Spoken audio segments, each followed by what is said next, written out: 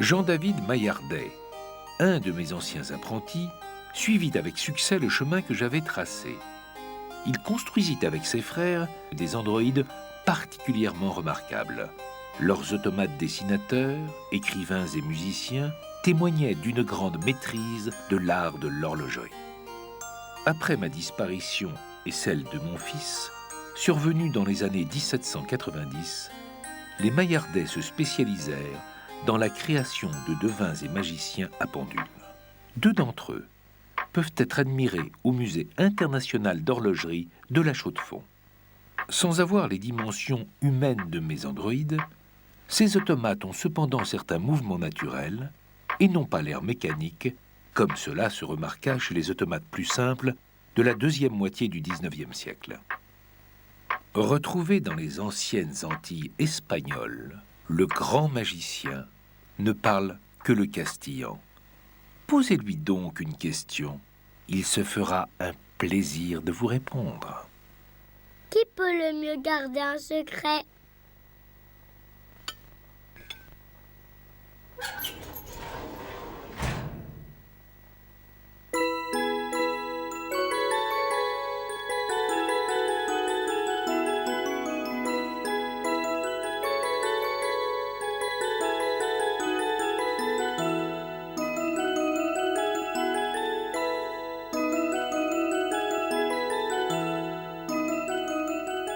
Celui qui l'ignore.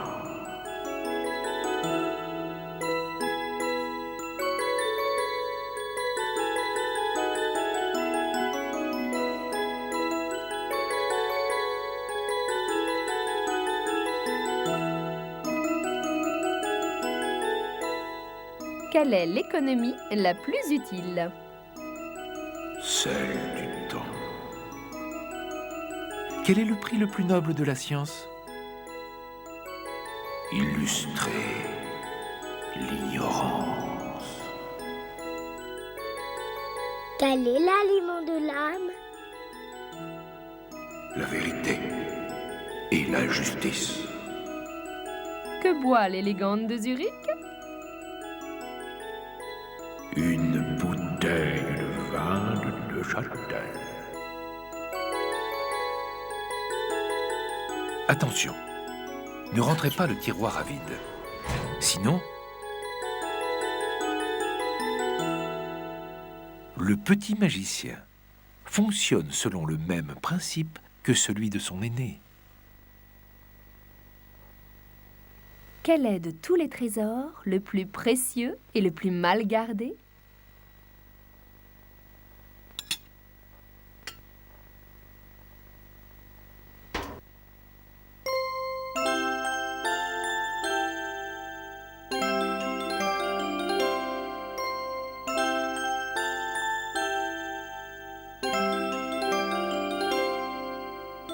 La santé.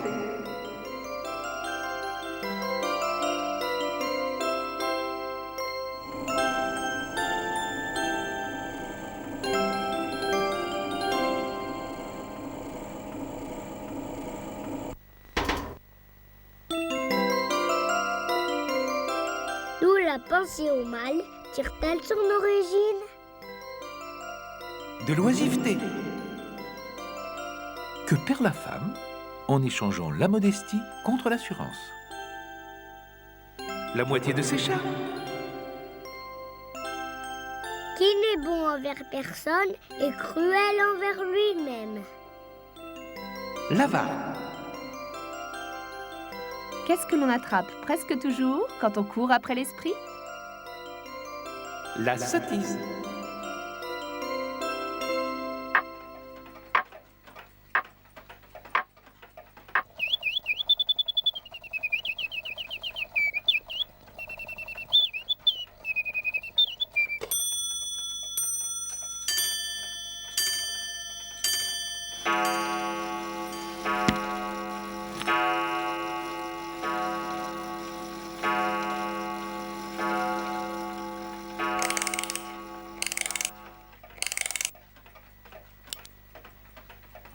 Aujourd'hui, les créateurs qui m'ont donné la vie perpétuent la fabrication d'androïdes écrivains et dessinateurs. Pour ce faire, les équipes de la société Montre Jacquet-de-Rose SA, installée à la Conversion en Suisse, ont dû repenser totalement mes méthodes de construction. Leur esprit a cependant été respecté puisque la fabrication, entièrement mécanique, fait toujours appel à des cames et des leviers actionnés par un moteur à ressort.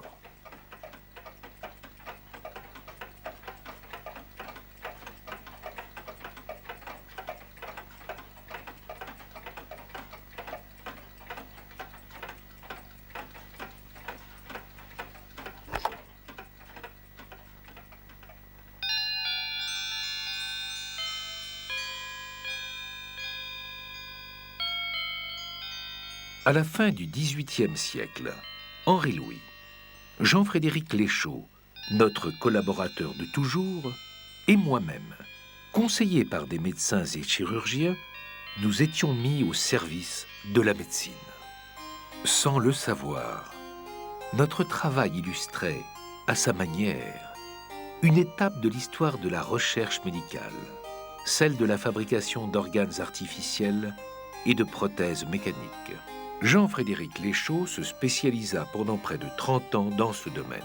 Alors que les meilleurs médecins de son époque construisaient des prothèses passives, limitées à un intérêt purement esthétique, il créa de nombreux membres artificiels actifs, remplissant les mêmes fonctions que celles des membres disparus. Une lettre de la baronne Strackham atteste d'une telle maîtrise. Cher monsieur, notre ami commun, monsieur de Luz, m'avait dit que vous pourriez m'aider à surmonter les obstacles journaliers qui se dressaient devant moi depuis l'amputation de mon bras jusqu'à l'épaule. Non seulement par votre remarquable intervention, je peux pourvoir sans aucune aide aux besoins de la vie ordinaire, mais je défie quiconque de s'apercevoir de l'artifice quand je suis habillée. Ce bras postiche, d'une grande légèreté, mobile en tout point et dont la main me permet de saisir et de manipuler la plupart des objets, est une véritable œuvre d'art. Je ne sais comment vous exprimer ma reconnaissance. Je ne peux que souhaiter un jour pouvoir vous rendre service.